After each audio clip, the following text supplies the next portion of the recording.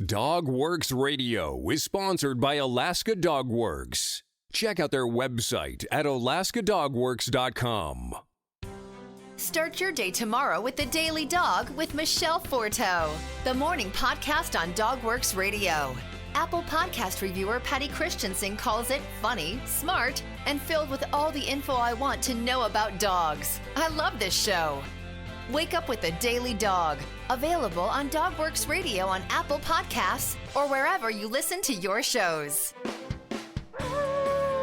Radio Free Palmer 89.5 KVRF presents Mushing Radio, hosted by Robert Forto.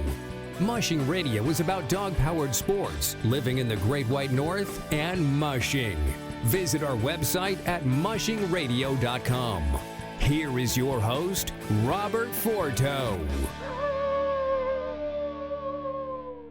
This is Robert Forto, and you're listening to Mushing Radio here on KVRF 89.7 in the Mat-Su Valley. RadioFreePalmer.org is our live streaming site, and you can find all of our episodes over on DogWorksRadio.com. Be sure to check us out on social media by searching for DogWorks Radio. And I am joined today by a returning guest. Her name is Meredith Mapes. She is an Iditarod finisher, finishing her rookie run just a couple of weeks ago. Meredith, how's it going? It is going. It is going. You know, it's been a couple of weeks since you've finished Iditarod. That's what we're going to talk about today. But can you introduce yourself for new folks that are joining us? Yeah. So I'm Meredith. I've been running dogs for a really long time, something like 18 years now. And it had always been my goal to run Iditarod, and I've been working towards that for a really long time now. Started qualifying or finishing my qualifiers really about 3 years ago, and ran Iditarod this year. I was the youngest woman in this year's race at 24, so not bad. Right, for sure. So you had mentioned that you've been running dogs for a long time. I know when you were on the show just a couple of months ago, earlier this winter, you were talking about sort of growing up mushing and then taking some time off to do college and then jump right back into it. That's sort of an unusual path, isn't it? A lot of folks that go off to college, they sometimes struggle to come back and join the sport again, don't they? Definitely. A lot of people get sucked into the whole life and a job thing too. They move on once their junior dog mushing seasons are over and don't get back into it. So I'm one of the lucky few, I guess, that stuck with it and still wanted mushing to be a part of my life. And I guess I'm lucky that I still get to calling in from arguably the sort of Iditarod musher headquarters there in Knik, Alaska. There's a heck of a lot of you guys that live right in the vicinity, aren't there? Definitely.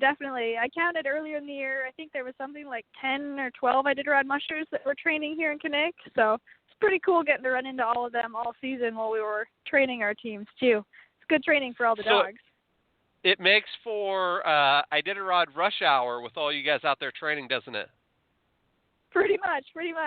I pretty much saw almost every musher every day out there on the trail because we all had different training schedules. So I'd be heading out while another musher is heading back in, and everybody else would be heading out behind me. So when I'm heading in, I'd run into 4 other mushers, and it was a lot of fun. So let's start talking about Iditarod. I know that was a huge goal for you pretty much your entire life. Let's start when you lined up there at the ceremonial start and you knew it was time, something that you've been working for since you were a little girl. Can you take us through those first couple of days on the trail, then we'll work our way down as we head to Nome? Yeah, the first couple of days were pretty crazy. Anchorage was nice and laid back. I had an awesome Iditarider, Jane, who came up here from lower 48, but she grew up in Nome originally, so we had fun talking about old-timey Nome, and I enjoyed getting to know her that first day there in Anchorage. And my mom was the one driving the not tag sled. I actually borrowed a tour sled for the first day in Iditarod there, so she was on the same set of runners as me because she's a little worried about tag sled on some of the corners out there. So we made sure to get a tag sled because my mom said probably 10 years ago now that if I ever ran the Iditarod, she was going to be driving a tag sled through downtown Anchorage. She wanted that experience too. Yep, it was awesome. fun getting to share that with her. And then the first day of the race, we had a bunch of friends come out and help out in Willow, getting the team all ready and lined out to go and stuff. So that was pretty cool. We had a couple friends up from Oregon that helped out a lot both days too. So it was a fun experience for them as well. And once I got off the starting line, it was really interesting getting to go all the way out across the lakes and stuff with all the tailgate parties going on out there on the lakes and the rivers. And picked up some cookies from some people and water bottles and Gatorade and drinks and stuff. And everybody was out there partying, so that was a lot of fun. Ran into a couple. One of my college professors was out on one of the rivers. He has a cabin out on the Big Sioux, and he had made a big sign and was out there with his family waving and cheering as I went by, so that was pretty fun. And then I went up and... Meredith, when did it finally hit you that you were doing this thing? There's a lot of preparation that goes into it. You worked on food drops and all that stuff this winter, and things were leading up to it. Mm-hmm. But when did it sort of smack you in the face and you were all of a sudden in this huge race? I don't know that it ever really hit me. Going through Anchorage was pretty crazy. It was definitely the most human-fueled dog mushing we'd ever done. Like most races, there's a couple people at the start cheering everybody on or start or finish or whatever, but in Iditarod, there's, 30,000 people lining the streets of Anchorage cheering you on. So that was definitely a very different experience. And I think going down the steps and the gorge is probably when it hit me that, holy cow, this is actually the Iditarod, and we're going over this crazy technical trail out here. And getting to see the farewell burn was absolutely awesome, too, even though it didn't really look like the burn this year because there was lots of snow. So I believe I read in your trail synopsis, I hope this was you. If it wasn't, please I accept my apologies. Did you say that the steps were relatively uneventful, but when you got to the gorge, you weren't quite expecting what you came up against? Is that right?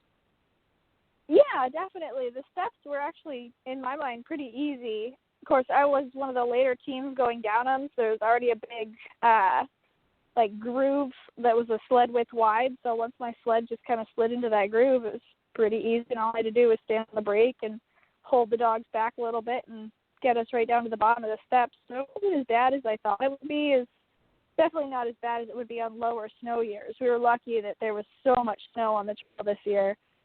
But the gorge was definitely when I was like, oh, yeah, this is really Iditarod. Like, this is real dog mushing right here.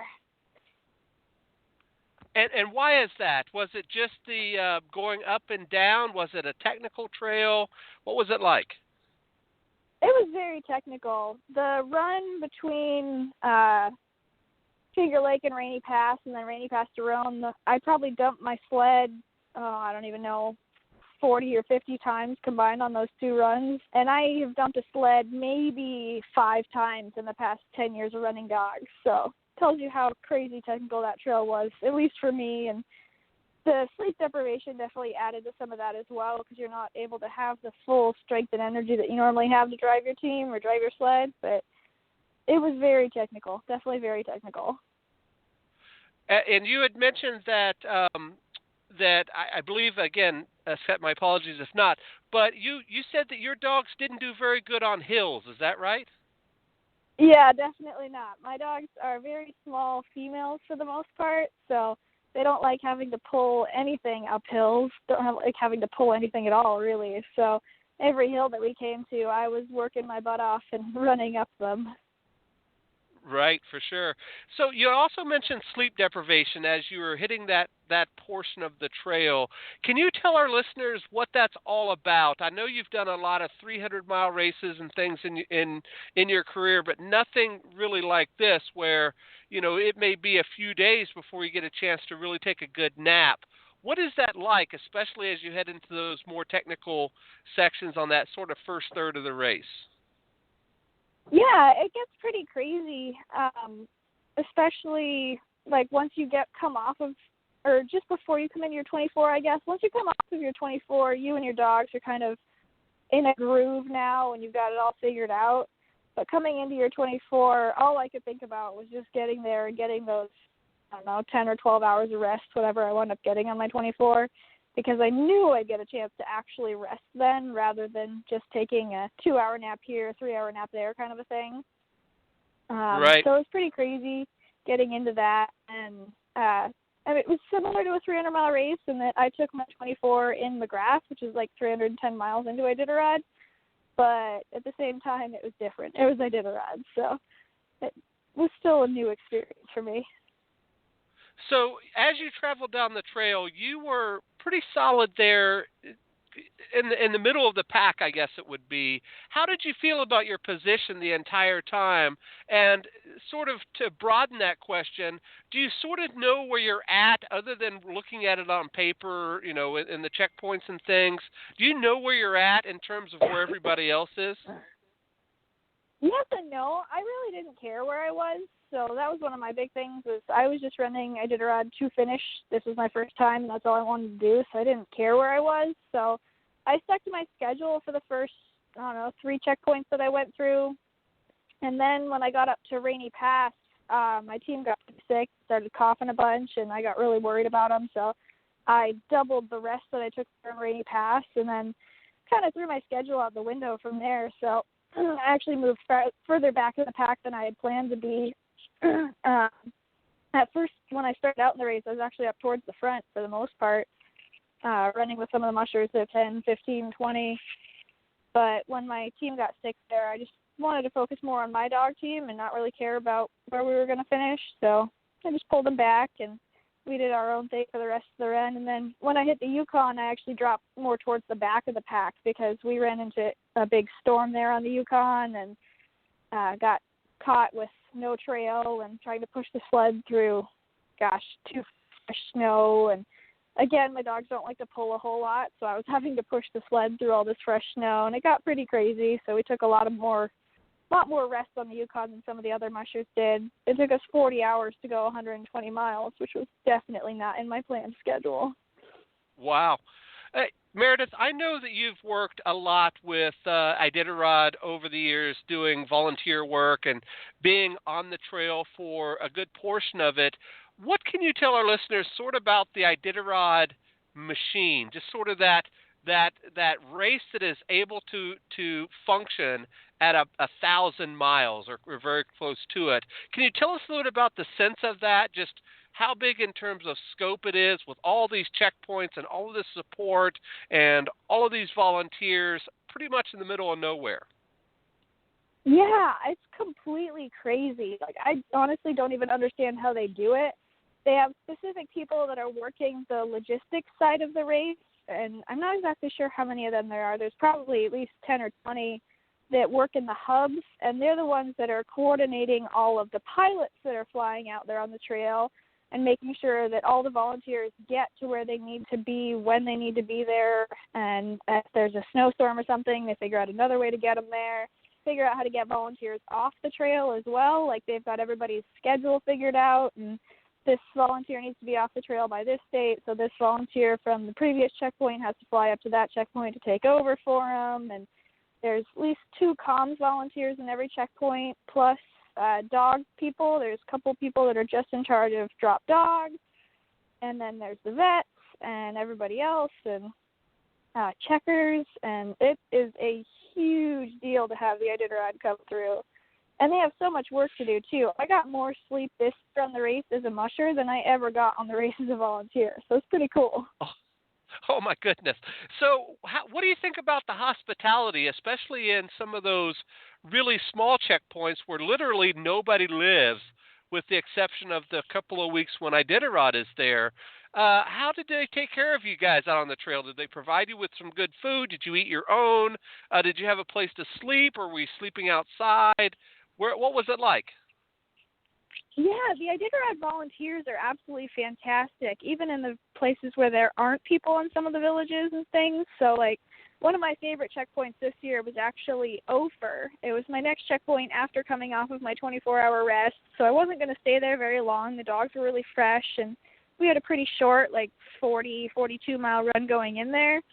And I actually wound up staying an extra half hour because the volunteers were cooking breakfast for themselves there. And they were like, hey, we've got bacon and sausage and pancakes right here, so why don't you just come in and eat breakfast? I was like, well, I can't really turn down food, and you guys are making food, so I'll come in and eat food.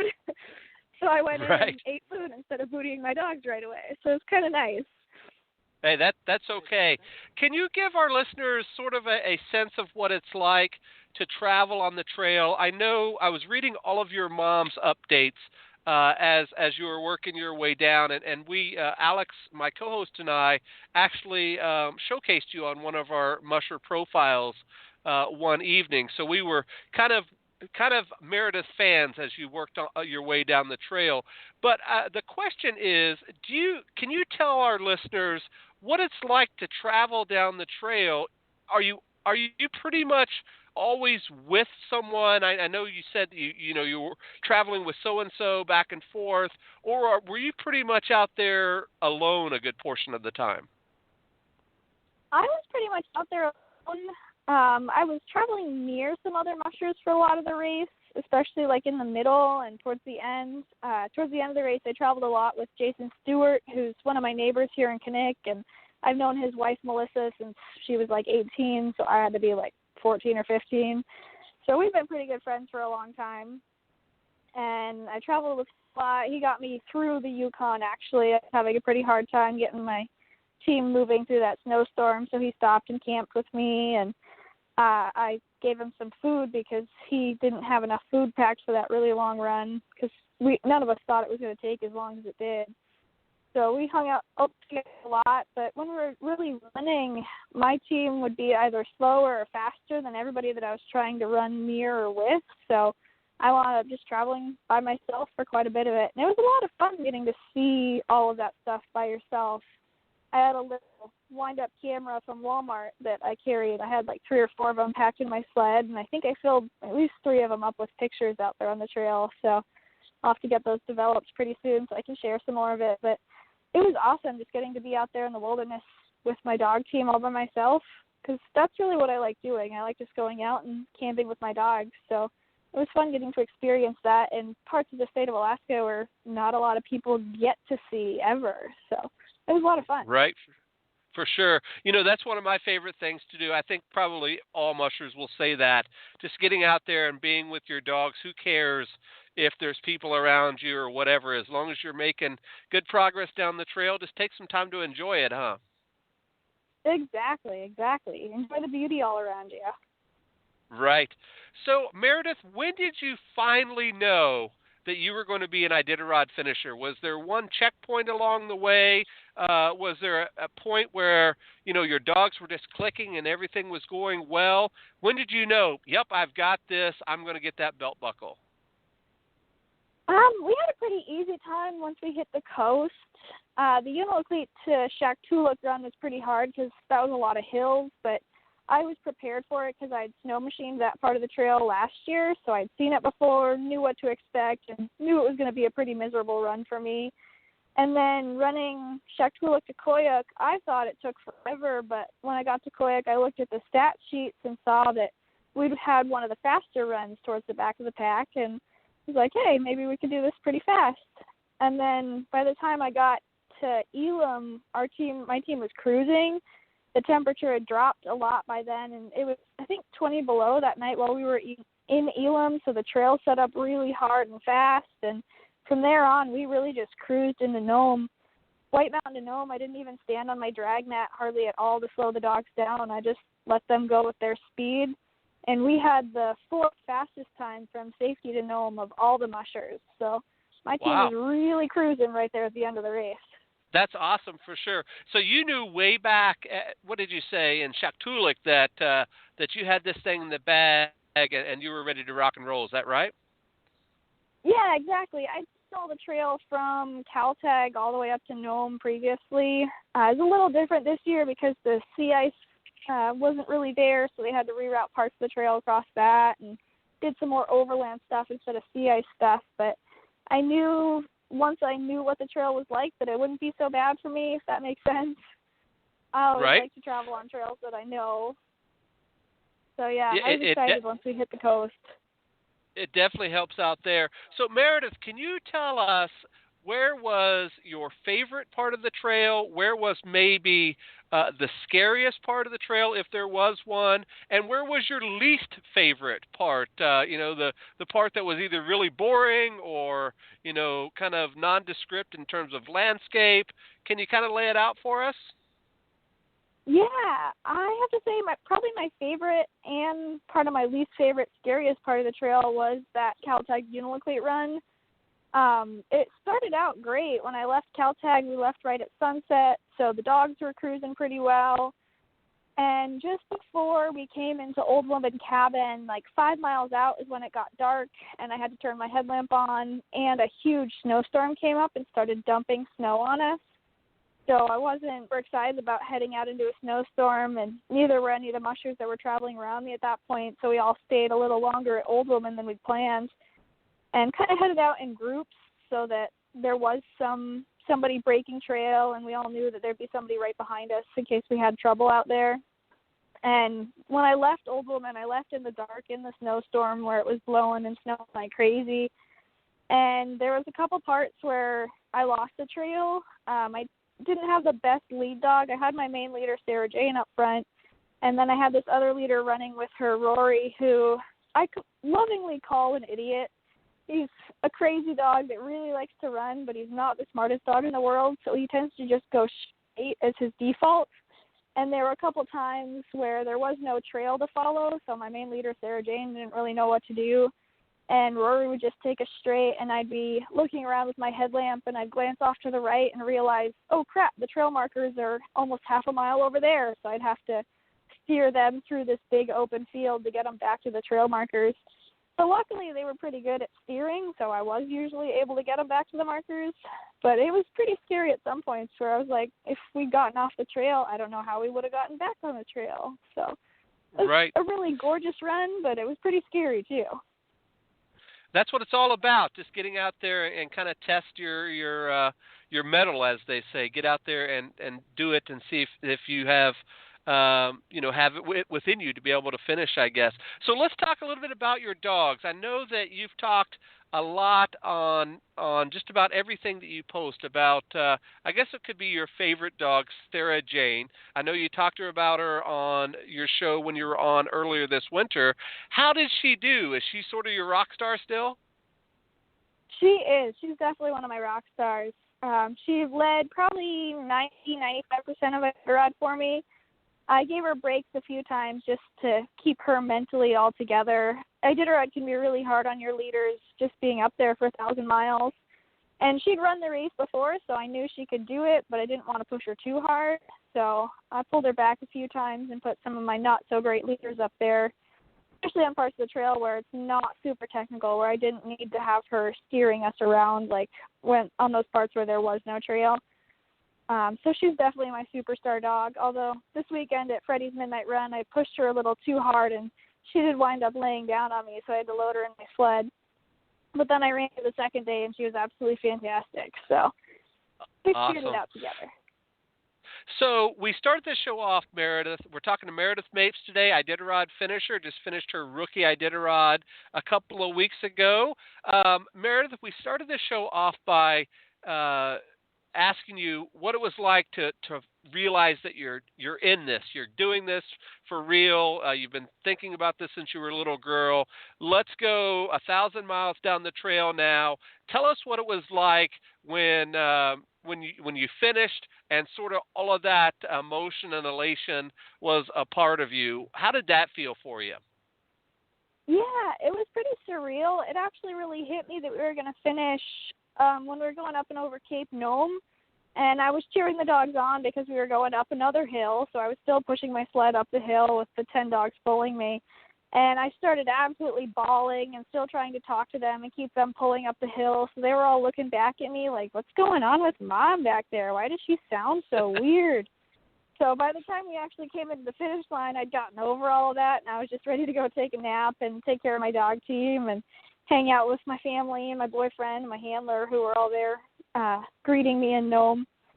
So it wasn't really too exciting. And once we got to the finish line, it hit me right before the finish line. So I got through all the emotion before all the TV cameras and stuff got there too. Hey, that's okay for sure. And then you had a couple of days or so before the banquet, is that right?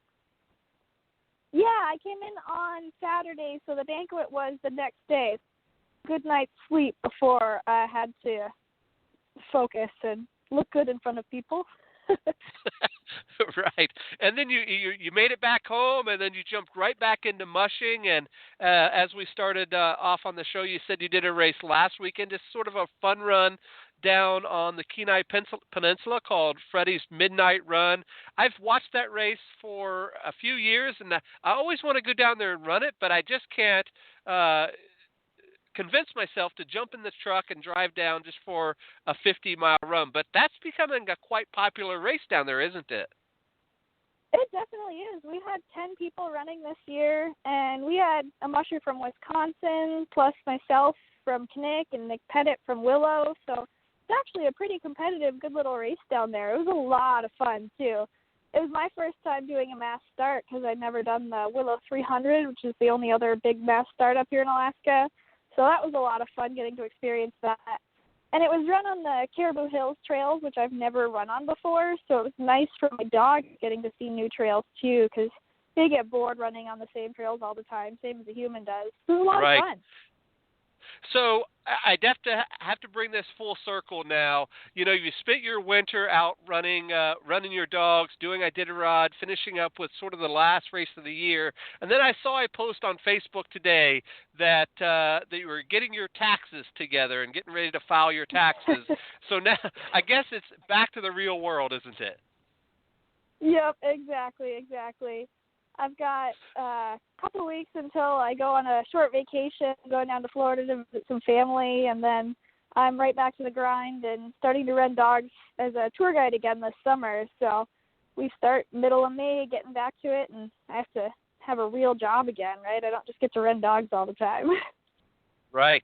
Speaking of running dogs all the time, what's next for you, Meredith? Are you thinking about doing Iditarod again soon? Are you going to take some time off? What are your thoughts? I definitely can't afford to do it again right away unless I get some major sponsors. So I'm definitely taking next year off. And my plans are to focus on some of the shorter races around the state. So next year I'm probably going to do like the Kinnick 200, the Testamina 200, maybe the Willow 300, stuff like that.